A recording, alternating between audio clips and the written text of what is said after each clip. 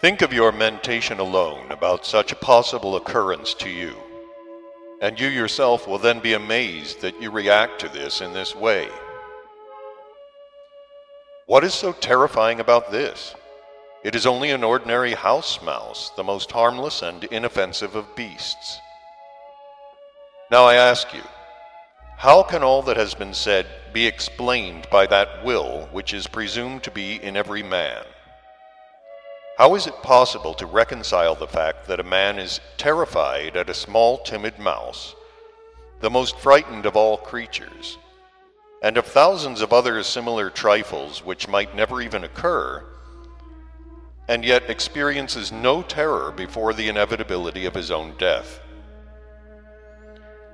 In any case, to explain such an obvious contradiction by the action of the famous human will is impossible.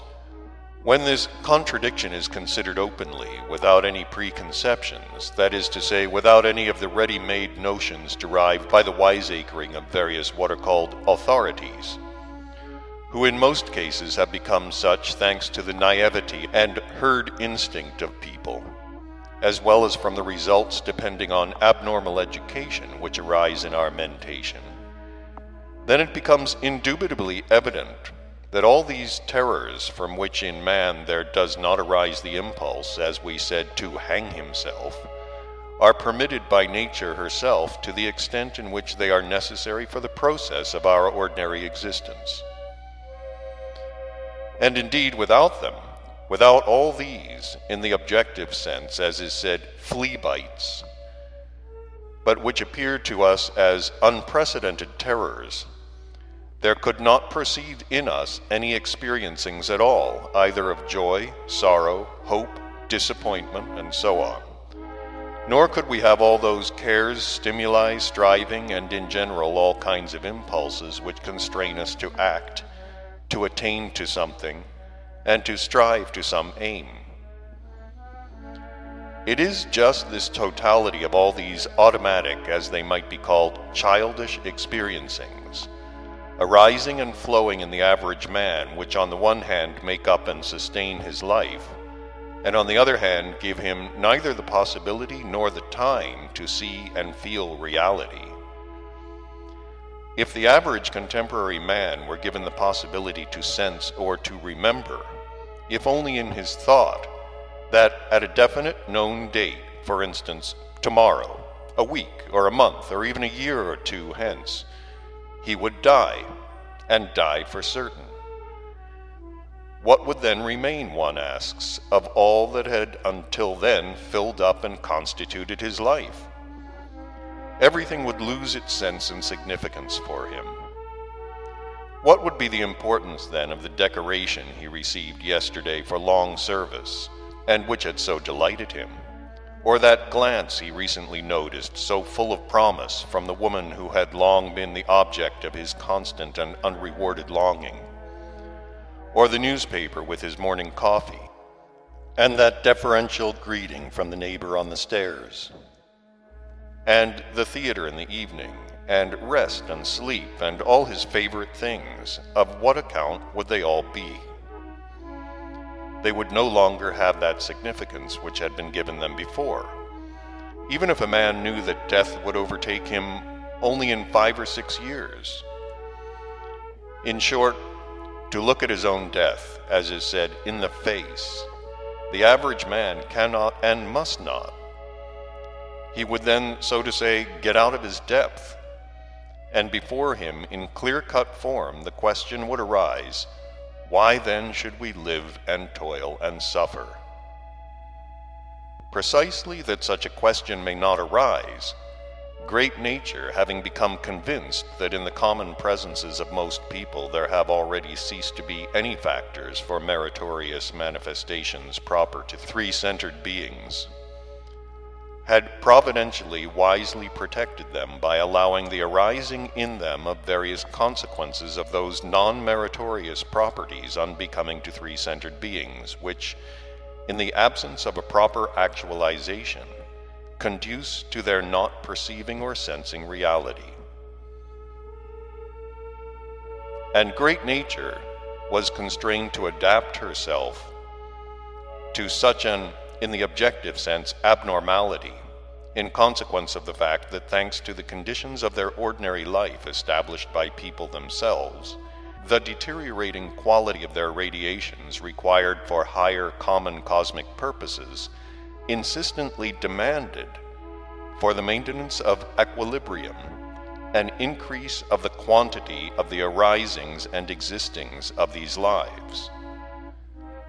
Whereupon it follows that life in general is given to people not for themselves, but that this life is necessary for the said higher cosmic purposes, in consequence of which great nature watches over this life so that it may flow in a more or less tolerable form, and takes care that it should not prematurely cease. Do not we, people, ourselves also feed, watch over, look after, and make the lives of our sheep and pigs as comfortable as possible? Do we do all this because we value their lives for the sake of their lives? No. We do all this in order to slaughter them one fine day and to obtain the meat we require with as much fat as possible.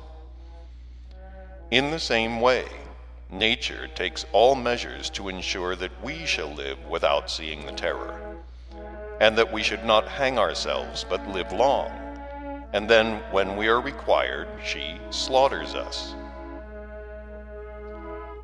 Under the established conditions of ordinary life of people, this has now already become an immutable law of nature. There is in our life a certain very great purpose, and we must all serve this great common purpose. In this lies the whole sense and predestination of our life. All people, without exception, are slaves of this greatness, and all are compelled willy-nilly to submit and to fulfill without condition or compromise what has been predestined for each of us by his transmitted heredity and his acquired being. Now, after all I've said, returning to the chief theme of the lecture read here today, I wish to refresh your memory about what has several times been referred to in defining man, the expressions real man and a man in quotation marks, and in conclusion to say the following.